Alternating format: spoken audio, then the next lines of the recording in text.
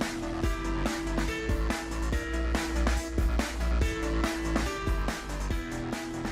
right, folks, before we get to the Malzberg panel, I want to remind you all about the great new book by Newsmax contributor and political analyst Dick Morris. It's called Power Grab, Obama's Dangerous Plan for a One-Party Nation. And I urge you to get your copy. It's been an Amazon #1 bestseller now for over a month. Go to powergrab411.com.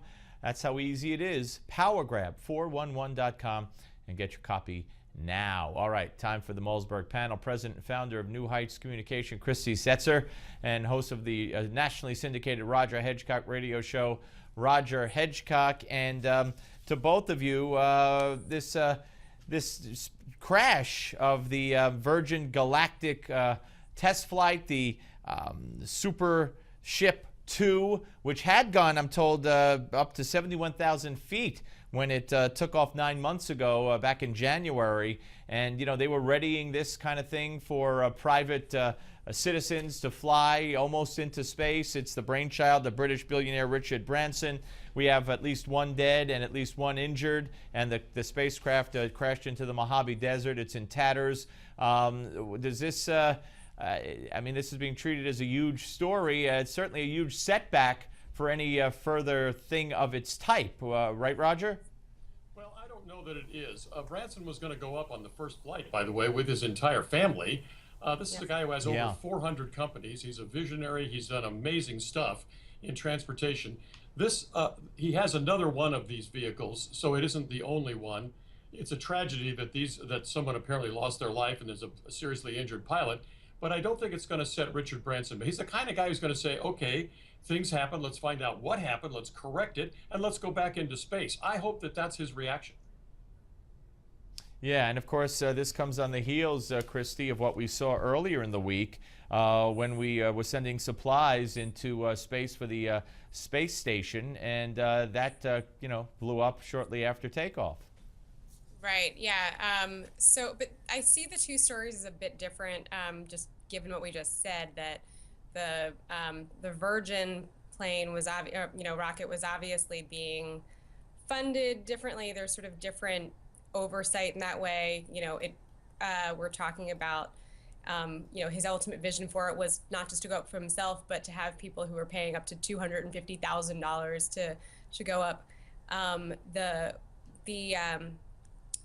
The crash that happened earlier in the week obviously has more of a sort of a public concern, I think, attached to it. So that's how I see them as a bit different. It's not just sort of the playground of, you know, billionaires and the extreme rich. It's actually something that has a bit more of a public impact. You know, the class warfare thing has no bearing here, Steve. This is ridiculous.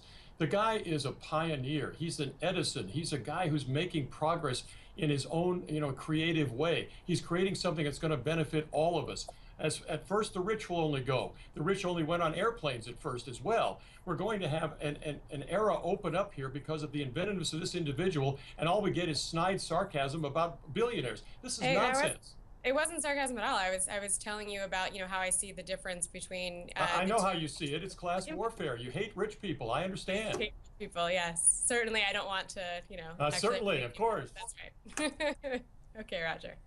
All right, let's move on. Talking about public concern, I'm very concerned, and I'd like to know if, I'm not accusing him, I'd like to know if the judge got a phone call from anybody, how yesterday the judge could enforce the quarantine on the nurse, Casey Hickox, and then today he does a complete about-face and says there's no evidence to support the quarantine, Roger. Well, of course, he got a phone call. He had the Ben Rhodes talking points from the White House down pat today when he reversed himself 180 degrees. However, he did say she's going to have to check in if she leaves that remote house in Fort Kent, Maine.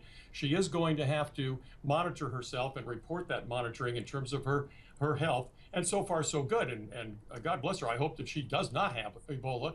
The problem was we found out today that the risk factors are enormously bigger than she has let on, because in Sierra Leone, when she was supposedly helping Ebola victims, she was a roommate of somebody infected with Ebola. This is the kind of thing that ought to have been in that courtroom. Again, the people of Fort Kent deserve to be protected, and she deserves to be protected. Right. Well, what the judge was saying today, obviously, is that there's no legal reason, no legal rationale to sort of keep her in her house. It's not really about whether she's, whether she's showing symptoms or anything like that. It's a matter of whether there's any legal recourse, and he found that there wasn't. So, again, I'm sympathetic to people who say that she might be a public health risk. She says that she's not, but the more important issue is that there's not a legal recourse here. Well, there is a legal recourse. The judge said that there was no medical evidence, but I wonder if you, Christy, or the judge would take her into your house for the remainder of the 21 days. No, of course. Would you? Yeah, I mean, I think that's funny, but yeah, of course, right? Every time this sort of situation. You would take her into your house? Yes. Yes, of course, because again, this goes back. All right. I'll give her your address. It's Christy Okay. Setzer and Roger Hedgecock. Stay where you are. Lanny Davis is next, and then the panel will rejoin us. Don't go away.